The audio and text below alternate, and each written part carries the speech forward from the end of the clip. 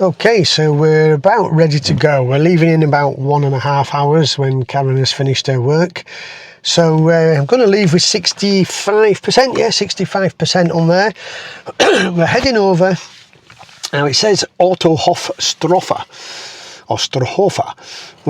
Now it's actually at Gieselwind. It used to be called the supercharger at Gieselwind, but they seem to have renamed all the superchargers, not the nearest town, but something near it. So we've actually got 3 stops before we get there.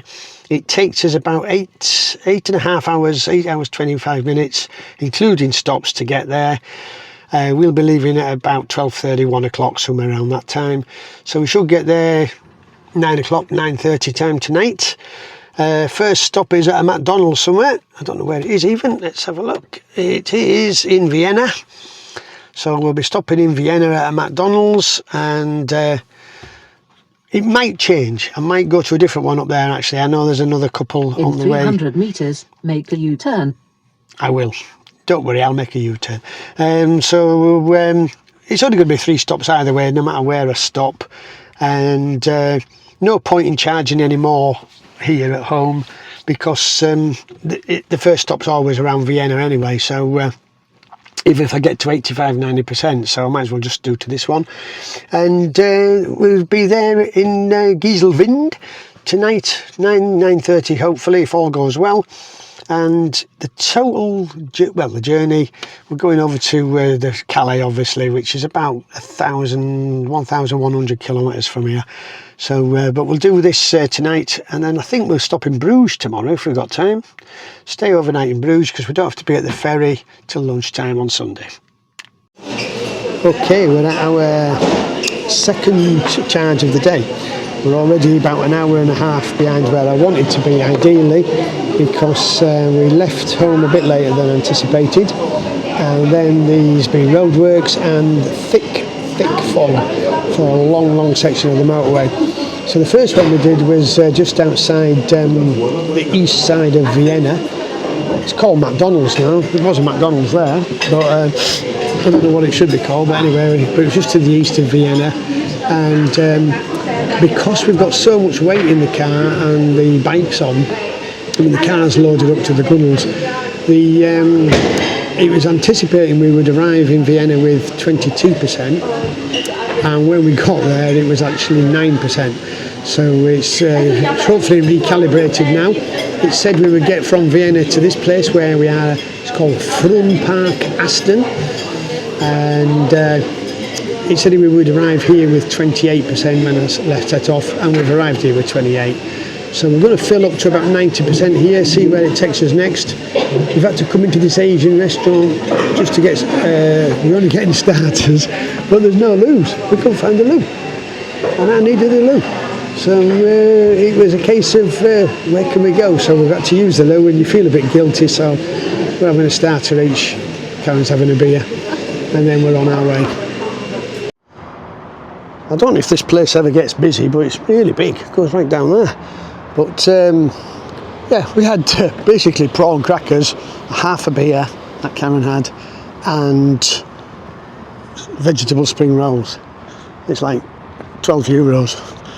It's I only wanted a wee. Anyway, going back here, they're all V4 chargers, Tesla chargers, 32 chargers, and not very busy at the moment, but it's a big shopping area, but quiet at this time of night.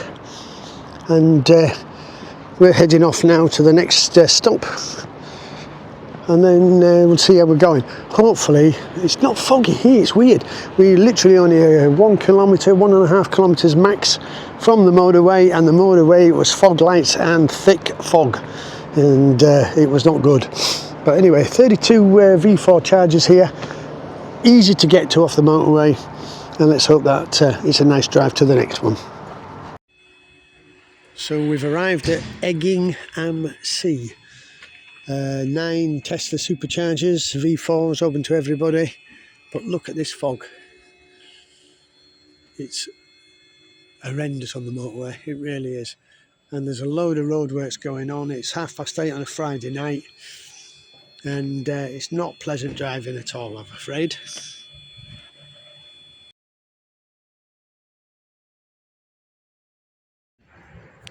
So we're at Regensburg supercharger, Tesla supercharger. There's a Burger King just here, and just behind that there's a 24/7 garage petrol station with toilets. That's handy. So there's 1, 2, 3, 4, 5, 6, 7, 8, 9, 10, 11, 12 superchargers here. And we spent the night. We were going to go to Giesenwald, but the fog was horrendous. The traffic, even on the motorway, everyone was doing like 100k instead of 130.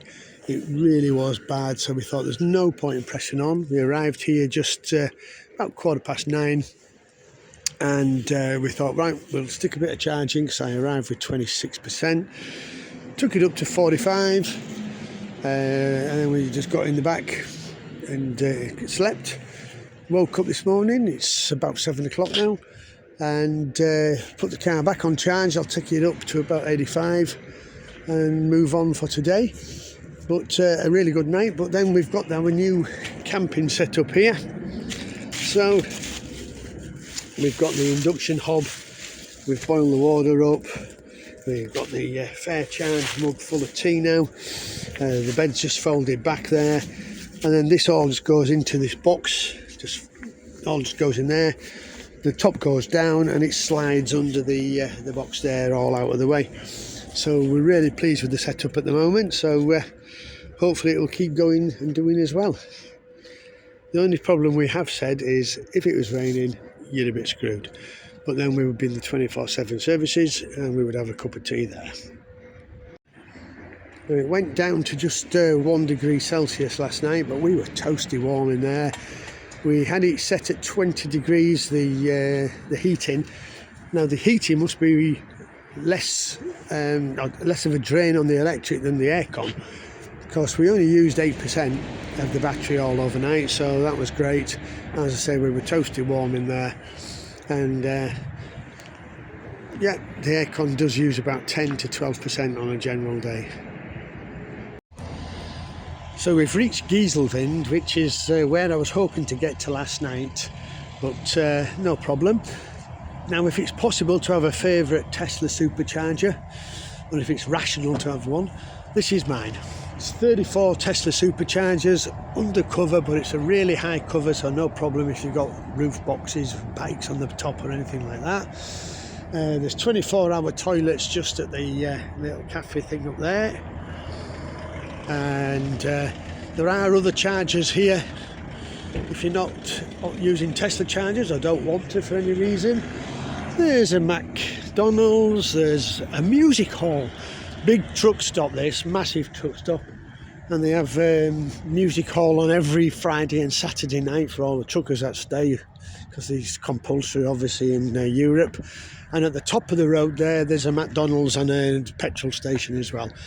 But really, really good services, and it's just literally 1 kilometre off the motorway. These other chargers at the Eon Drive have CCS and CHAdeMO. I was trying to see how much they are, but I can't actually see it unless you start to activate them. And this is the first time I've seen one of these in the flesh, the Neo power swap stations. So I've heard about them, I've seen videos on them, but I've never actually seen one in the flesh. Whether it's working or not at certain hours or not, it's certainly not open now, I don't know. So we've got the Tocket induction hob going there, and the AeroPress for me decent coffee, nice coffee. And in this tub we've got bags of cocoa, rooibos teas, green teas, vanilla teas, sugar should we need it. We don't use it apart from the cocoa maybe, but at least you can get a decent coffee when you want. So this is a new one for us. We're at the it's called the Best Western supercharger. I wonder what the nearest town is, I don't know, but it's a nice looking hotel. Nice mural on the hotel itself there, and I don't know how many chargers there are. Let's have a look. We'll just tap the information. It's just because I'm here, it won't let me tap it. Oh well, But there's 1, 2, 3, 4, 12 chargers, 12 superchargers. Oh no, 16 superchargers. 16 superchargers here, and it's literally about half a kilometre off the motorway. Really easy. The cafe restaurant at this place is really nice, actually, this stop. But maybe this means something different in Germany. So we've just enjoyed a vegan Whopper in Burger King. We didn't intend to stop at the supercharger, but we're at the Tesla Supercharger Westerwald or Westerwald with a W at the middle, not the beginning. And we did actually go to Moggendorf Tesla Supercharger first, but the road was closed. The Tesla Supercharger seemed to be open, but you couldn't get to it. At least we couldn't see how to get to it, so we came 16 kilometres further down the road, which was a good advert for not letting yourself get down to sort of 2 or 3% before you get to the supercharger. So there's 34 superchargers here, plus there's about 12 other chargers, a Lego, or whatever they're called. And anyway, we weren't going to have anything for lunch. Well, we were going to have one of our curries that we'd made at home, but it's too cold and miserable to be cooking, so we've had a vegan Whopper instead. Very nice. So we've decided that this evening we'll spend the night in Ghent, and then we'll have time hopefully to have a couple of hours in the morning to look around Ghent centre. There's some nice little bits apparently before we head to the ferry. So the route took us through southern Netherlands, just clipped by Maastricht around that way, and up to a place where it's called, I think it's called Curves. I don't know if that's the name of the fuel station or the place, but the Tesla Supercharger's just over there. Some Type 2's units over there, and then there's a thing here, the truck stop. It's actually quite upmarket, it's quite nice. So Karen's in there having a beer. I've just moved the car. We were on a short stay. When we first came, there was a very short stay pump or electric point available only. So I've moved it to one of the longer ones because I need to get to 88% to get to where we're going. So this is the supercharger. It's only small, very basic. As I say, the only toilets we could find were at the truck stop cafe. But it's an industrial estate, very easy to get to, very easy to find. And then we're moving on now and heading up to Ghent. Well, we actually stopped before Ghent last night. We stayed on the outskirts of Brussels at Big Esso place. It's the Ibis Hotel Brussels, just on the outskirts. There's like loads of lorries over there. It keeps going for ages. There's probably about 60, 70 lorries. A couple of camper vans down there, another motorhome there. All these delivery trucks have got people sleeping in them. There was 2 more here, but they set off about half an hour ago. So good place to stop. There's Karen. Oh, I thought she might have brought coffees. No, we're making them.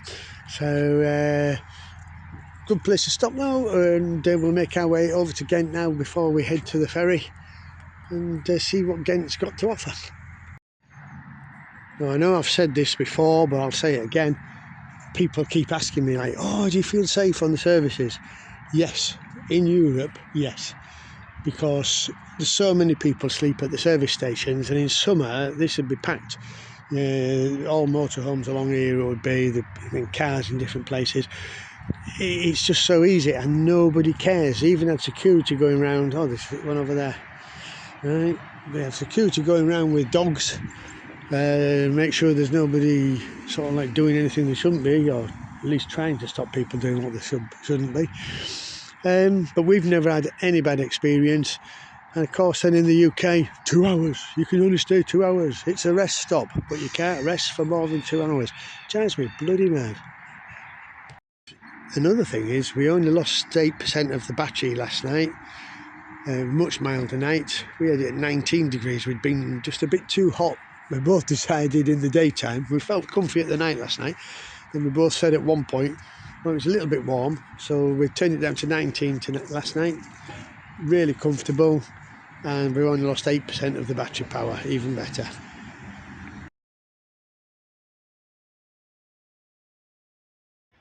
Just 16 minutes down the road from where we stayed is Aalst supercharger. There's 12 superchargers here. They're all the old type 2s, but it's easy for us. We just plug in, and our car doesn't take the super rapid charge anyway. So yeah, 12 chargers here. It does say maximum stay 30 minutes because it's a busy little charger, as you can see. One space and another one coming through now. So there'll be 2 spaces, 3 coming up. But a busy charger. I don't know if they really impose this 30-minute rule or not. Didn't need to stop here, but I want a cup of tea and I need a wee. So we'll go in the hotel, the Ibis Hotel, and drink my cup of tea that we made, and go for a quick pee and on our way. We've come into Ghent, or Hent as we've been told it should be pronounced. This is the Pillows Grand Hotel, famous in Ghent. It's very quiet, being a Sunday morning. It's still only 9:15, but the streets are quite narrow and there's not loads of parking available. Luckily, we've got a spot and it's free on a Sunday, which is even better. But there is tram lines through some of the very narrow roads, and we did go around the corner and have a tram facing directly at us, made us jump. But we're going over to St Michael's Bridge. That's another must-see spot or something, or one of the famous, and the St Michael's Cathedral. This is the famous St Michael's Bridge in Ghent. Very nice.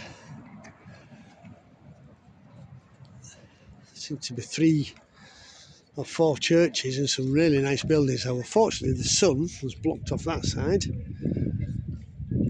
But it is very nice. Sunday morning, the canals through Ghent.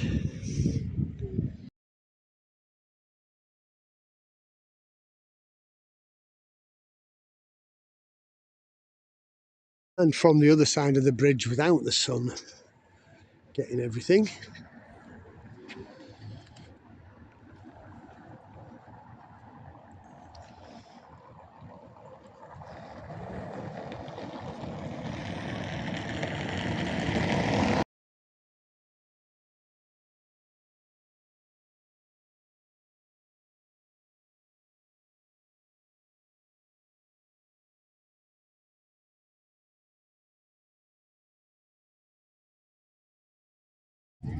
This is a bit further down the canal, looking back at St Michael's Bridge.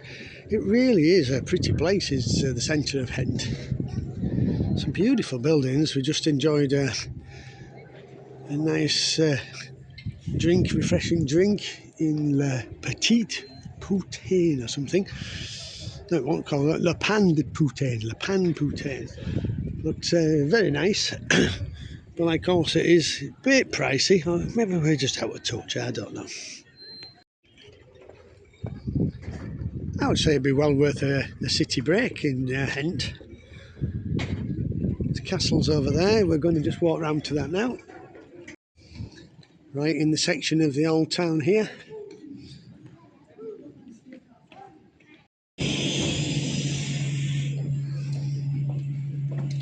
The old meets the modern.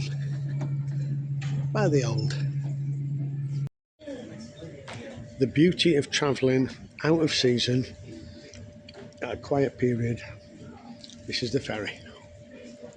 We've run away. A few people here. Leaving Calais behind. This is Roy with range anxiety. We're on the ferry coming over to the UK, and the Tesla keeps flashing up messages. The message on the app. Yeah. You need to charge, the vehicle may not start. You need to charge immediately. Charge immediately, yeah. We have 10%. It should start and it should get to the Dover supercharger. Or So- any charger. So have you got range anxiety, Roy? Apprehension. Range apprehension, not anxiety. So back in the car, it's saying we've got 7%, and it keeps trying to send us to Dover Eurotunnel supercharger, but I'm sure I couldn't get in there unless you were on the Eurotunnel. So I'm going to just go to a Shell supercharger, bung a little bit in, and then see what happens and see where we go after that. Well, 2%. That was the lowest I've ever had it. And we were getting range anxiety, I've got to say. So the annoying thing was we got to the Shell recharge station and it said I would reach here with 1%. So I thought, we're at the Shell to recharge, I'll top up. 2 chargers, one of them out of order, the stall completely out of order, and a guy in a VWID Buzz on the other charger. So I asked him how long it'd be. I said, look, I've got 2%. Can I just bung some in for 5 minutes so I can get to the Tesla charger? And he says, no, I'm at 79% and it's going to be another 31 minutes to get me to 100. So we'd have to charge to 100. He says, no. He says, it's a work vehicle. I always charge to 100. I said, you don't need to, but if you could just come off the pump for 5 minutes, off the charger, let me get 5 minutes of charging. I will free it up for you to do half an hour. No, I can't do that, mate. I thought, you knob. That's what I thought. Knob. So anyway, we've got down here with 2%, and I've got to say that is the first, maybe second time I've had range anxiety, and I was getting range anxiety there. But what a knobstone, the VWID Buzz. Nice car, dickhead of a bloke. And that basically got us to Calais. So we had 1,071 miles. Actually, it got us to Dover, that, not Calais. 1,071 miles or 1,723 kilometres. So hopefully you've kept watching. Please subscribe, give it a thumbs up if you do, share it with your friends, whatever, anything else, and then we'll be looking at the big trip down to Spain and some big news as well.